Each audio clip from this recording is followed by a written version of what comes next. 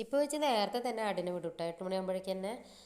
അപ്പോൾ ആടിനെ വിടുന്നേക്കാളും മുന്നേ അടുക്കളയത്തെ കുറച്ച് പണികളൊക്കെ കഴിഞ്ഞിട്ട് തിരുമ്പലും അങ്ങനെയുള്ള പണികളും ഒക്കെ കഴിഞ്ഞിട്ട് പിന്നെ കഞ്ഞിവെള്ളമൊക്കെ റെഡിയാക്കി വെച്ച് പുല്ലൊക്കെ കെട്ടി കൊടുത്തതിന് ശേഷമാണ് ആടിനെ വിട്ടതിട്ട.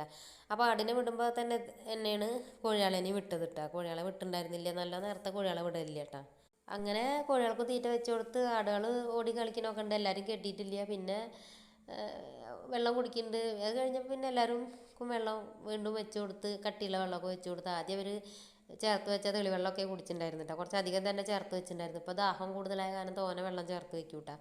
അത് കഴിഞ്ഞിട്ട് പിന്നെ അവരേനെയൊക്കെ വെള്ളം കൂടിയൊക്കെ കഴിഞ്ഞിട്ട് ഒരു ഭാഗത്ത് കെട്ടി പുല്ലും ഇലയൊക്കെ ഇട്ട് കൊടുത്ത് എല്ലാവരേനെയും കെട്ടി റെഡിയാക്കിയിട്ട് അത് കഴിഞ്ഞിട്ട് പിന്നെ ആട്ടിൻകൂടിൻ്റെ ചുറ്റുഭാഗം ഒന്ന് അടിച്ചു വാരി തീയിടാന്ന് വിചാരിച്ചിട്ട്. അപ്പോൾ കുറേ ദിവസമായി ഉണ്ടായിരുന്നു ഇവിടെ അടിച്ചു വാരി തീയിട്ടിട്ട്. അപ്പോൾ തീയിടുന്നേക്കാൾ മുന്നേ തന്നെ വെള്ളമൊക്കെ കൊടുന്ന് റെഡിയാക്കി വെച്ചിട്ടാണ്. തീയിടുമ്പോൾ ഇങ്ങനെ തെളിച്ചു കൊടുക്കാൻ വേണ്ടി നല്ല കാറ്റാണ് ഈ ഭാഗത്ത്. അതൊക്കെ റെഡിയാക്കിയതിന് ശേഷമാണ് തീയിട്ടതിട്ട. പിന്നെ കുറച്ചധികം സമയം തന്നെ ഈ ഭാഗത്ത് അടിച്ചു വാരി തീയിടാനുണ്ടായിരുന്നു. നല്ല ചപ്പും ചവറൊക്കെ ഉണ്ടായിരുന്നു കേട്ടോ.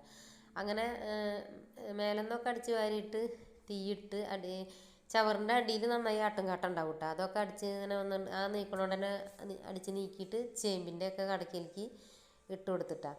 പിന്നെ ചവറൊക്കെ തീയിടണേലേക്ക് വിട്ട് അങ്ങനെ കുറച്ചധികം സമയം തന്നെ നിന്നിട്ടാണ് അവിടുത്തെ പണികളൊക്കെ കഴിഞ്ഞത് കേട്ടോ. പിന്നെ കഴുകിൻ്റെ കടയ്ക്കൊന്നും അടിച്ച് വാരില്ല. അതൊക്കെ ഇങ്ങനെ ചവറ് അവിടെ കൂട്ടിയിട്ടാണ് ചെയ്യാട്ടോ.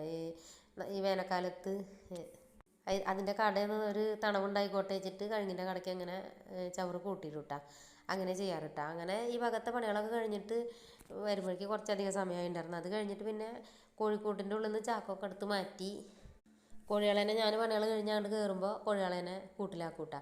അപ്പോൾ അത് കാരണം ചാക്കൊക്കെ എടുത്ത് മാറ്റി കോഴിക്കൂടൊക്കെ ഒന്ന് ഉണങ്ങാൻ വേണ്ടിയിട്ട് രാവിലെ തന്നെ ചാക്കൊക്കെ എടുത്തിട്ട് വെയിലത്ത് കൊടുന്നിടും കേട്ടോ. അങ്ങനെയൊക്കെ ചെയ്യാറ്. അത് കഴിഞ്ഞ് പിന്നെ ആട്ടുംകൂടിയൊക്കെ വൃത്തിയാക്കി ഉച്ചക്കലേക്കുള്ള ഇലയൊക്കെ കെട്ടി കൊടുത്ത് ആടിന് വെള്ളമൊക്കെ കാട്ടിയിട്ട് പിന്നെ ആടിനെ കൂട്ടിലാക്കാൻ നോക്കുക കേട്ടോ. അത് കഴിഞ്ഞിട്ട് പിന്നെ ഉണങ്ങിയ ചാക്കുണ്ടായിരുന്നത് കോഴിക്കൂട്ടിൽ ഇട്ട് കോഴിക്കൂടൊക്കെ ഉണങ്ങിയിട്ടുണ്ടായിരുന്നു കേട്ടോ. അപ്പോൾ ഉണങ്ങിയ ചാക്കൊക്കെ കോഴിക്കൂട്ടിൽ കൊടുന്നിട്ട് കോഴികളേനെ ഉച്ചയ്ക്ക് കൂട്ടിലാക്കൂട്ടാ. ഇല്ലെങ്കിൽ ഒക്കെ നായൊക്കെ വരുന്ന കാരണം ഉച്ചയ്ക്ക് അവരേനെയും കൂട്ടിൽ തന്നെ ആക്കും. അപ്പോൾ ഇന്നത്തെ വീഡിയോ ഇത്രയൊക്കെ തന്നെയുള്ളൂ. ഇഷ്ടമാണെങ്കിൽ ഒന്ന് ലൈക്ക് ചെയ്യുക, കമൻറ്റ് ചെയ്യുക, സബ്സ്ക്രൈബ് ചെയ്യുക.